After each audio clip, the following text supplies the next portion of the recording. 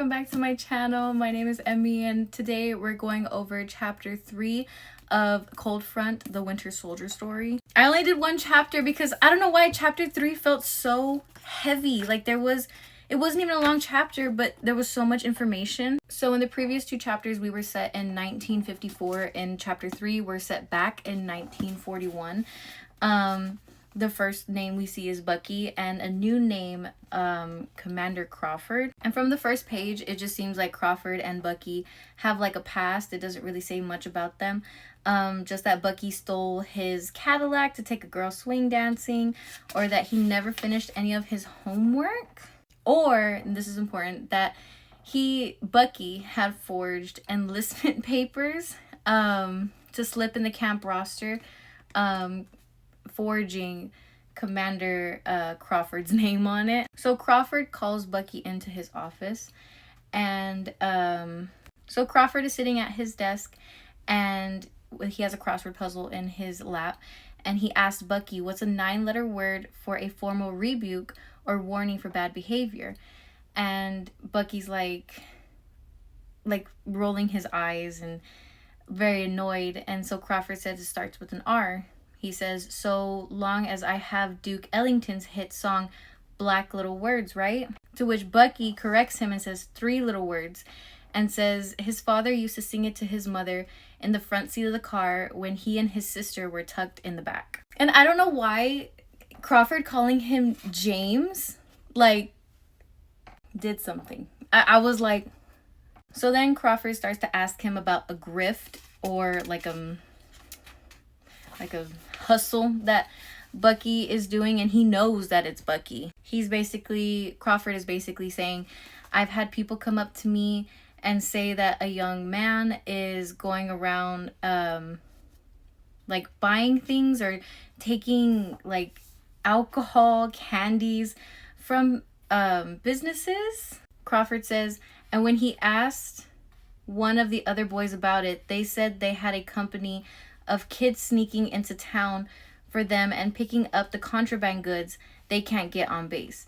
Only 50 cents a trip, and I can only think of one company kid who likes to ride into Arlington every week for comic books, and I've never seen him read. Basically telling Bucky, I know it's you. I know it's you. So then Crawford comes at him and he's like, this is not cheap liquor. I think he said it was Bacardi. And he's like, how, you charge 50 cents a trip. How much have you made? I'm sorry. And he's like, $10, $20, and Bucky is not answering him. So assuming that Bucky has made way more than Crawford is estimating. So he tells Bucky, you tell me about your business and I'll let you keep whatever money you made. So this whole time I'm just getting dad vibes. It did mention Bucky's, I'm gonna say James. Bucky's dad is George Barnes, but just the way they had worded it before, where it's he used to sing this song to his mother, past tense, kind of assuming that Bucky's dad and probably mom are dead. So then he starts explaining how the other soldiers at the camp ask Bucky for things, and he says that they go into the library. He says, I have a whole directory. Crawford says, there's a directory? He says, yes, inside the front cover of War and Peace. Figured no one would ever check that one out. It feels a little too ironic right now. So one of the boys wants a pack of Mike and Ike's. So they'll check the directory, see Mike and Ike's on page 7. They'll find their book, fold down the corner of the page, and put it back. If they want 2, they'll fold the paper over twice. That way Bucky knows what's to get them. Crawford just looks at Bucky how did you do if he's the smartest kid, because that's crazy. So then Bucky gets kind of cocky because he sees that Crawford is sees that Bucky is very smart. So he says, sort of seems like a waste not letting me enlist, which then Crawford says, no, not a chance. We're not having this conversation. Bucky starts to argue back with him, and Crawford says, you're too young, you're only 16. Which Bucky says, I'll be 17 next month. Bucky says, you were my age when you signed up. You and my dad lied about how old you were.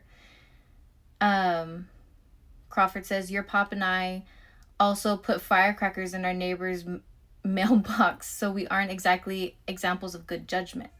Which then Crawford starts to ask Bucky, why do you want to fight so bad? Is it like, don't tell me it's because patriotism. Like, you're 16. That's a dumb answer. He says, he says, you don't want to fight a war, you want to be a war hero. And there's a hell of a difference between those two.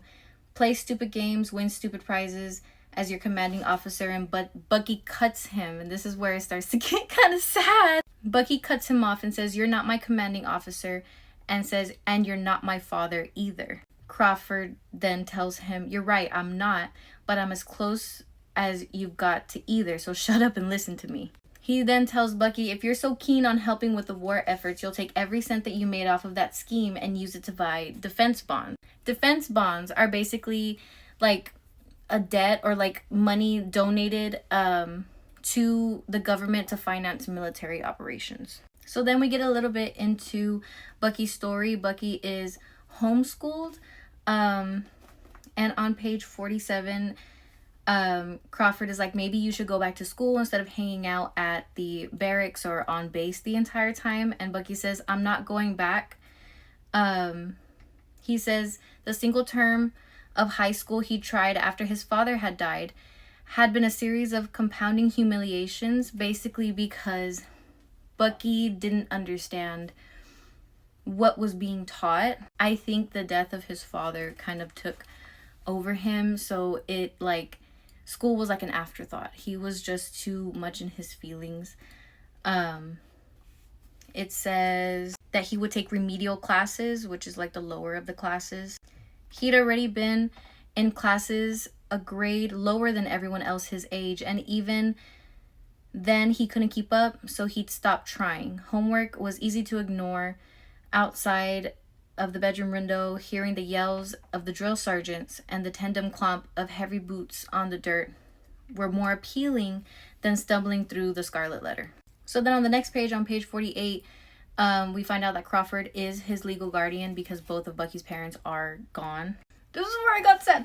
Okay, so he talks about going back to the Crawford's house, which is on base, and he said that they even gave him his own room, that they have other daughters, and they stuck them all in a room so that way Bucky can have his own room.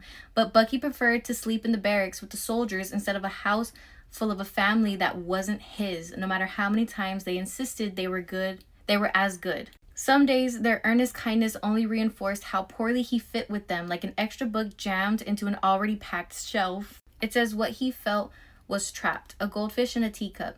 He could have grown to twice his current size if he'd only had a bigger pond to swim in. So Bucky basically goes back to the Crawford's house, gets all the cash that he made from his little scheme. This is the part where I got confused, because in my recollection, Captain America is Steve Rogers, right? Bucky's best friend. Steve Rogers is younger than Bucky. I think he's 2 years younger than Bucky. So if Bucky is 16, that means Steve Rogers is 14.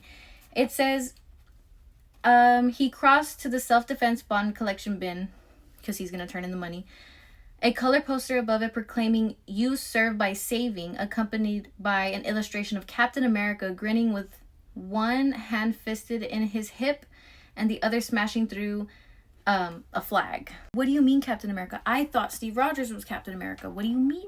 I'm kind of confused. So then he donates all the money he made from his scheme to the defense bonds, and Crawford says, "Oh, James, that's so generous of you," but stops midway because then when Bucky turns around, he gives the middle finger to Captain America before he stomps out of the office. Like, Bucky's life as the Winter Soldier is already sad, the torture he has to go through, and you're telling me that even prior, Bucky didn't have like the best upbringing?